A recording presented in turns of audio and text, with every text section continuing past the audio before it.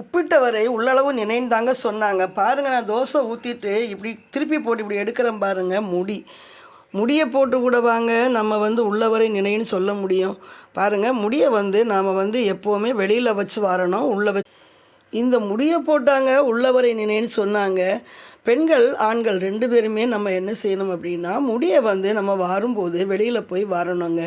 ஏன்னா இன்றைக்கி தலைமுடிகளில் இருக்கக்கூடிய இன்ஃபெக்ஷன் ரொம்ப அதிகமாக இன்ஃபெக்ஷன் இருக்கிறதுனால எல்லா லேடிஸ் அண்டு ஜென்ட்ஸ் போத்து சைடில் குழந்தைங்களுக்கு கூட நிறைய டஸ்ட்டு. நம்ம டெய்லி ஹேரை வாஷ் பண்ணால் கூட நம்மளுடைய முடிகளில் இருக்கக்கூடிய அழுக்குகள் நமக்கு சரி வர போக மாட்டேங்குதுங்க. ஏன்னா நாம் கெமிக்கல் யூஸ் பண்ணுறோம். அதனால் நாம் நம்மளுடைய முடிகளை கண்ட இடத்துல தலையை தயவு செய்து நீங்கள் வாராதீங்க. அப்படி வாரும்போது நமக்கு பல்வேறு விதமான நோய்கள் இந்த முடிகள் மூலமாக நமக்கு வரதுக்கு வாய்ப்பு இருக்குங்க.